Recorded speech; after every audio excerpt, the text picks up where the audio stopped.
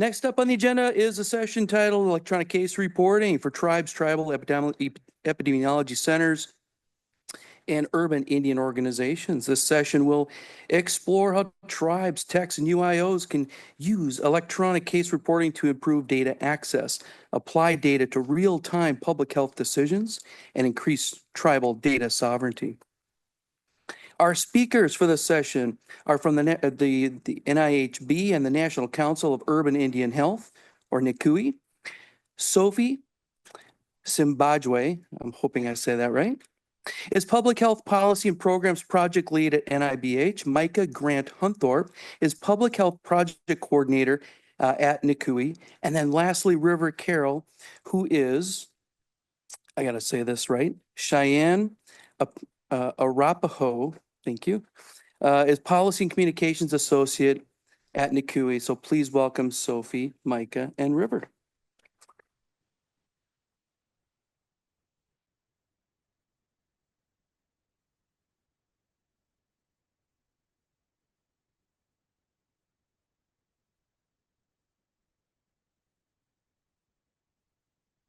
So thank you so much for the introduction. And you did say my name correctly, so I'm very happy about that. So I will be talking about electronic case reporting as it relates to tribes and tribal epidemiology centers. I'm sure everybody knows about NIHB and its mission, so I'll just skip over that. So tribal data sovereignty is a concept that has come up again and again during this symposium. So I'm sure so many of us are familiar with it, but one of the core goals of data modernization, which includes electronic case reporting, is to leverage tribal data sovereignty. So we will be talking a lot about that as it relates to electronic case reporting. So just some background, public health is charged with addressing health issues affecting populations and protecting the public's health and well-being. Access to public health data is necessary to identify, respond to, and mitigate public health threats. And I'm sure, as you all know, tribal nations, as well as tribal epidemiology centers, TECs, are considered public health authorities, with tribal nations having inherent public health authority and TECs having designated public health authority. And so they both have the legal authority to receive public health data. So unfortunately, tribal public health authorities face unique challenges in accessing public health data. So data modernization efforts like eCR can provide real-time access to accurate public health data because without real-time access, tribes cannot adequately track the spread of disease, make data-informed decisions, or identify those at high risk for severe illness. And the list goes on. So just a little background about public health surveillance in general and case reporting. So typically patients will go into a healthcare provider if they're ill. They get lab tests, they're diagnosed with a reportable condition in some cases, and then the lab results will be sent to the healthcare provider, and it can go in both ways. The healthcare provider reports the case if it's reportable to the public health authority in their area, or the labs directly report cases. So typically, states have historically been the de facto holders of public health data, but with things like eCR, there's greater opportunity for tribes to access public health data and take ownership of data and public health activities in their jurisdictions, which essentially improves tribal data sovereignty. So just a bit about electronic case reporting. It is the automated real-time generation and transmission of case reports from the electronic health record to public health agencies, public health authorities for review and action. eCR securely transfers patient and clinical information from healthcare providers to public health for disease tracking, case management, and contact tracing. And public health authorities can elect the specific conditions that they would want to receive through eCR, depending on their needs and priorities. So data modernization and generally at the core of data modernization initiatives, DMI, is to get better, faster, actionable insights for decision making at all levels of public health. And through DMI, such as electronic case reporting, it provides opportunity for tribes to receive real-time data and improving, public health data access, as you all know. So these are some of the benefits of eCR. So you can see eCR from two viewpoints: the healthcare provider side that is sending the eCR data to public health authorities, and then, of course, the public health authorities receiving the eCR data. So on the side of healthcare providers, it can save time by eliminating manual data entry and reporting. It streamlines jurisdiction, reporting challenges. It helps with fulfilling legal reporting requirements and can be implemented for all reportable conditions. On the public health authority side, it accelerates, response, public health response, improves communication with the healthcare side, enables bidirectional data exchange, and helps to efficiently monitor the spread of reportable diseases and provides more complete data. So I'll go over this quickly. So how eCR works is a patient is diagnosed with a reportable condition, goes through the healthcare provider, enters that data into the electronic health record, and then that data through the EHR triggers a case report, which goes through the eCR transmission platform, which goes to the public health agency. And this is all in real time. And afterwards, the public health agency can move forward with contact tracing services and other public health action. And so these are the two main components of the eCR system. There's the APHL informatics messaging system known as AIMS. This is a centralized platform that essentially exchanges information, the eCR information from the healthcare provider side to the public health authorities. It's a secure and cloud-based platform. And as I said, it is a conduit between both public health and healthcare agencies. Our CKMS is a platform managed by CSTE. It can be seen as a knowledge management system where jurisdictions carve out the criteria, the conditions they would like reported through eCR, and it is housed within the AIMS platform. So this is just a visualization of that whole process from the provider to going through the triggering system, going through AIMS with the assistance of RCKMS, and the electronic initial case reports going to public health agencies. And then reportability responses are fed back to healthcare providers for the reportable conditions that are sent through eCR. All right, so this is just about some of the activities NIHB is involved in supporting eCR implementation in Indian country. With support from CDC, fiscal year 2023 and 2024, we were able to administer over $1.5 million in funding for 3 tribes and 1 TEC. In 2023, we supported Turtle Mountain Band of Chippewa Indians and the Salt River Pima Maricopa Indian Community. And in fiscal year 2024, We supported River Health Center and Great Plains Tech. So with the funding and support we provided, in our work, we were able to provide direct technical assistance to tribes and techs as they were implementing eCR.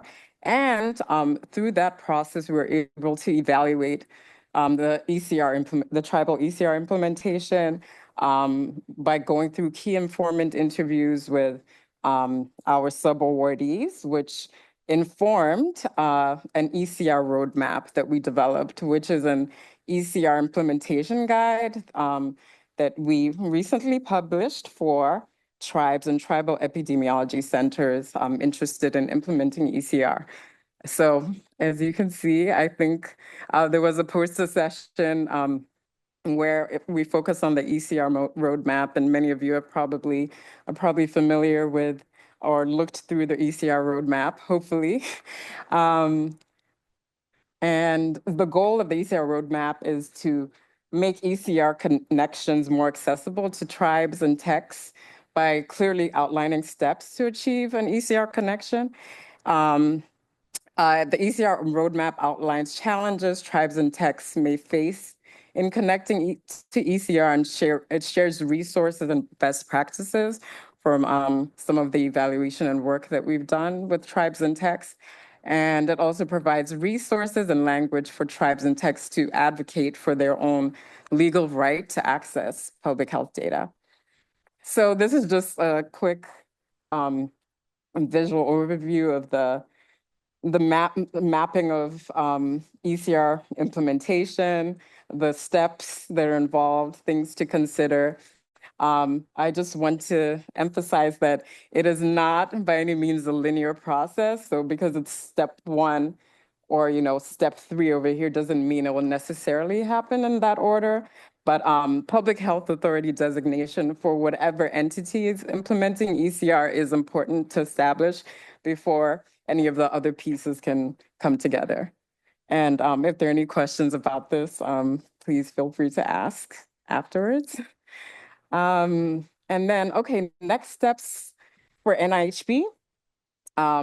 We are currently supporting, we have funding to support 3 tribal public health authorities and directly connecting to eCR. We do have 2 sub-awardees currently.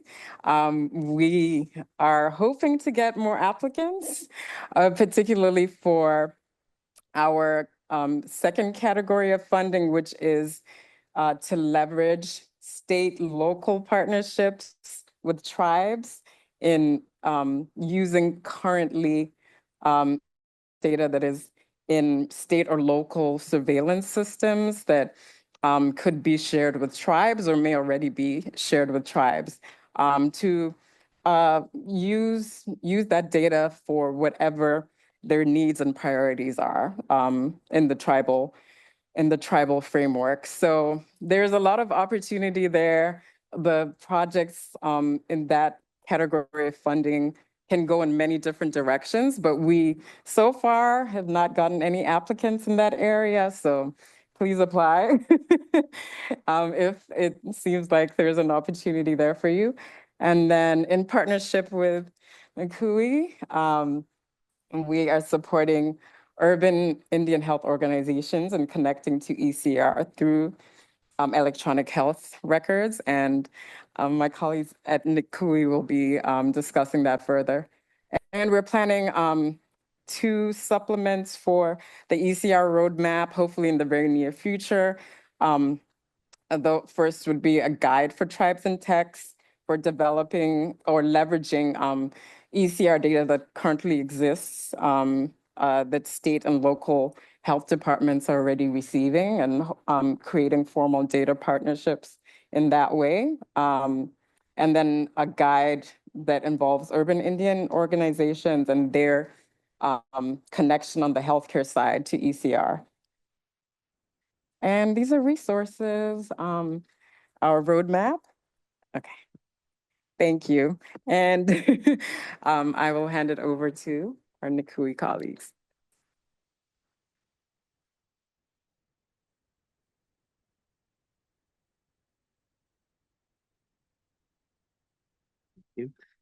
Hello, everybody. Thank you for sticking with us on this rainy Tuesday. Wednesday. Sorry, a little behind.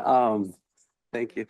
NCUI, we are a national representative of the 41 urban Indian organizations contracting with the Indian Health Service, supported by the Indian Healthcare Improvement Act. NCUI strives to improve the health of the over 70% of American Indian and Alaskan natives living in urban areas who are supported by quality healthcare centers.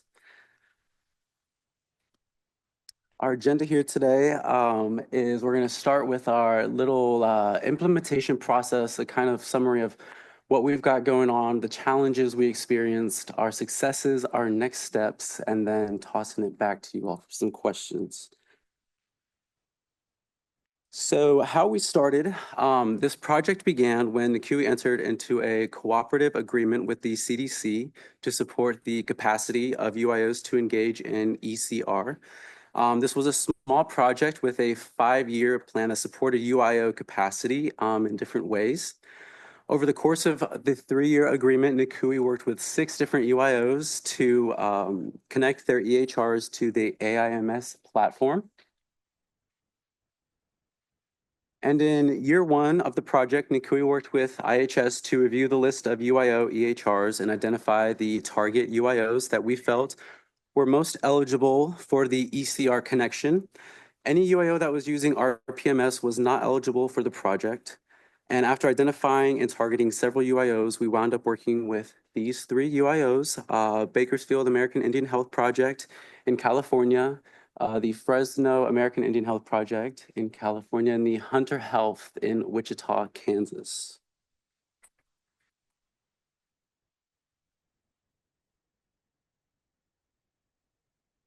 And the other 3 are the Native American Development Corporation in Billings, Montana, and they used Greenway, and San Diego American Indian Health Center in California as well, who uses the eClinical Works, and last, the Indian Center of Salt Lake in Utah, and they use eClinical Works as well. The year 2 UIOs were targeted specifically due to their EHRs that they use, and we wanted to focus on the same EHRs that were being utilized by year 1 UIOs. So now we'll kind of get into the meat of how this process works. So after the UIOs applied and were approved and all of the initial contracts were signed and implemented, we would hold an initial kickoff meeting between the UIO, the CDC, and NCUI. NCUI was always the facilitator of these meetings, and the primary objective was to introduce the UIO team to the CDC eCR team. The UIO staff is usually the clinical applications coordinator or whomever is in charge of their EHR system. And we really wanted to establish that relationship and get a sense of where the UIO was with working with their EHRs. So how it works is that it was kind of a 2-pronged system. The UIOs would reach out to their EHRs on their end, while the CDC would also reach out on their end as well to begin that process of connecting to AIMS. Oftentimes there would be upgrades needed to the EHR, patches, things like that, so that the connection could be established. And at that point, the bulk of the work fell to the CDC team and the EHR team. If you would like more technical information, I am so sorry, but I did not learn how to code. So NCUI's role in this was to be providing ongoing technical assistance to the UIOs. So our goal was always to be that go-between for them, the person that they could reach out to when they couldn't reach out to the CDC ECR team. So we would host monthly check-ins with the UIOs, and during those meetings, we would get progress from the UIO's perspective, hear any issues that they had, talk through any TA needs that they might have, and then also take any questions that the UIOs had for the CDC team specifically. If the questions were urgent, we would reach out right away, but often we were able to hold the questions until our monthly meetings with the CDC team. And so during those meetings, we'd hear the more technical updates from the CDC side, who were working with the EHRs, and we would provide them with the UIO updates and then ask any questions as needed. It was a really great collaboration. As needed, we would often join either the CDC team or the UIO in meetings with the EHRs. We were there primarily to provide support and stay up to date on the progress of the connection. So that was really our goal. So this is an example of the activities checklist that we used during the project. This is how the UIOs would keep track of their activities and also served as their invoice for payment. So you'll notice that some of the activities were outside of the UIO's control. So for example, to be completed by the CDC EHR team, eCR team. But since NCUI and the CDC would complete those items, we would provide that evidence that they needed to mark those off so that they could, monitor those activities. So this is, we wanted to share some more from the UIOs that we worked with. So we have last year at the NCUI annual conference, Fresno American Indian Health Project was very kind to be a speaker at our breakout session. And so they, last minutes. FAIHP is an FQHC UIO, and currently they provide medical, behavioral, psychiatry, case management, and youth services. And they actually utilize NextGen EHR. And the way that they are able to connect to AIMS is through NextGen Share. So Fresno initially began their ECR process in July of 2020 when they began requesting ECR capability with NextGen. Bertha Ramirez is the director of operations, and she continually reached out to NextGen over the next 2 years to request ECR capability. In June of 2022, Fresno heard about the project with NCUI and applied and were accepted. And over the next 2 years, we worked with NextGen and the CDC. And finally, in July of 2024, they were in the soft go live phase.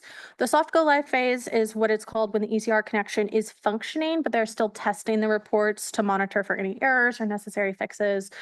So that was where we left them when the project ended. Bakersfield was another UIO that we had worked with previously on several projects, and we identified them by their EHR. Diana Ortiz, the Clinical Applications Coordinator, or the CAC, has presented for us during an ECR forum. Bakersfield is a limited ambulatory healthcare facility. They provide behavioral health, medical case management, youth prevention, nutrition, pharmacy, diabetes care, and transportation services. They use Greenway EHR, and they're able to connect to ECR with the Greenway interoperability powered by Fast Healthcare Interoperability Resources, or FHIR. So Bakersfield originally applied with us in June of 2022. So they were not like Fresno. They were not advanced. They started with us when we started the project. Originally, we were told that they would be fully ECR connected, fully live in December of 2022. That did not happen. There were several significant delays from both Greenway and the CDC sides that kept pushing back the go live dates. And so finally, in July of 2024, we were able to get them to that soft go live phase. So this project was not without its challenges, and our UIO partners would be the first ones to tell you that. Every single one of our year one UIOs had technical challenges and technical delays. Their go live dates were constantly pushed back. The HRs originally gave an estimated timeline that was about 6 or 12 months, and those deadlines were frequently moved. There were also several communication challenges from the EHRs. Bakersfield in particular had a difficult time staying in contact with Greenway, and even when the CDC would reach out, it would be weeks before we would get a response. And then once the connection was established, the testing phase took much longer than anticipated. Fresno in particular struggled as a smaller facility with a small patient population to meet the required number of test cases. So with the ECR connection, there was a lot to go, and then they were a small population, they couldn't make the test cases. And then there was also a lot of staffing challenges. We also had some great successes with the CDC. They were wonderful to work with, great at providing those communications. They were so helpful. And we were also able to get all 6 of our UIOs in that soft go live phase by the end of the project. So while the original goal was to get them fully connected, it simply wasn't feasible, but we consider this a major win. And so even though the project has ended, the UIOs are still able to access the CDC ECR team. Seeing that my time is up, so I will just move to our next steps, which is we are working with NIHB to increase the number of UIOs. And so we are asking UIOs to apply now, and that QR code will take you to our application if you are interested. And I will turn it over for questions.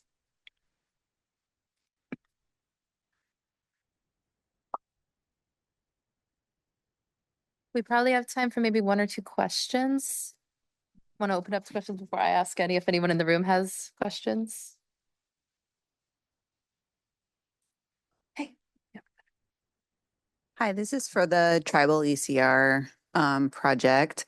What are some of the strategies that tribes have been using to identify cases?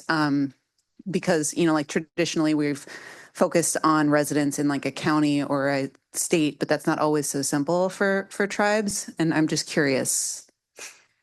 So that's a very good question. Some of the challenges have been in carving out the jurisdictional boundaries depending on, which tribe is in question.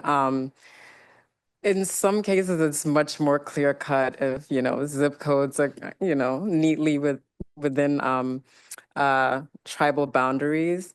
However, it's not always the case. So it's very case dependent.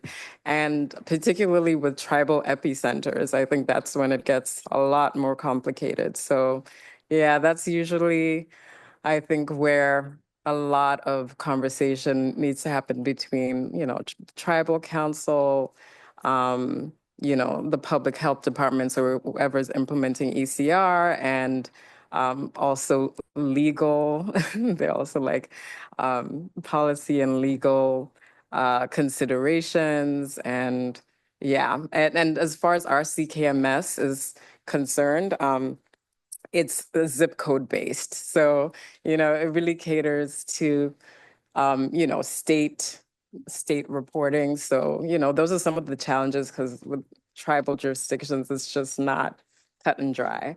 So, we hope there'll be some developments that make it much easier for tribes, but that's a continued challenge.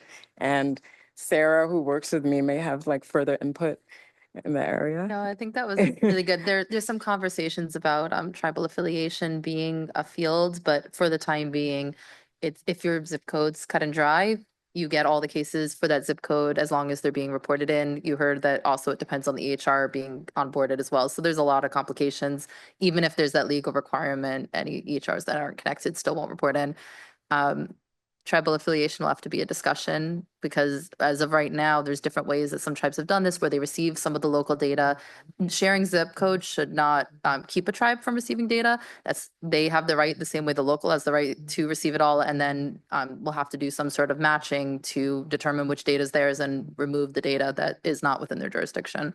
So yeah, I think that was a great answer, Sophie, with what you said. Thanks. Any other questions?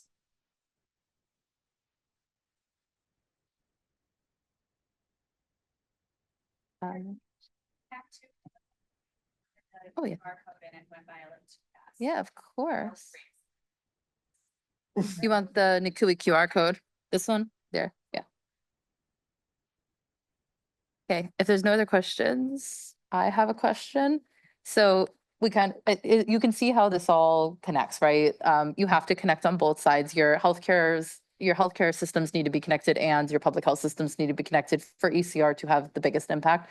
If you have a tribe that neither is connected, where would you all suggest they start? So, and definitely, I think if a tribe is looking to, establish that ECR connection, going to the healthcare providers within their tribal boundaries, having those conversations, seeing what the capacity is, with the healthcare facilities, getting, buy-in from both tribal leadership and, healthcare leadership. I think those are the key things. Ensuring that there is capacity to even go in that direction. Because even getting ECR data, you have to think, okay, once you have the data, then what are you able to do with it, and all those considerations. Oh, I'm backing it up, I think, or is that you all? Sorry. We're almost. Okay, I'll go back. I know we're almost at time. Nikui, do you have any thoughts about that? It's a little bit different for the UIO side since all they really have to do to get started is reach out to their EHRs and see if their EHR is working on that, or if they have that capability. It's just a little bit simpler for them since they living in that urban areas, they're already reporting to the state public health authorities. So they don't really have to worry about that connection. Yeah. So less complicated. Okay, thank you, everyone.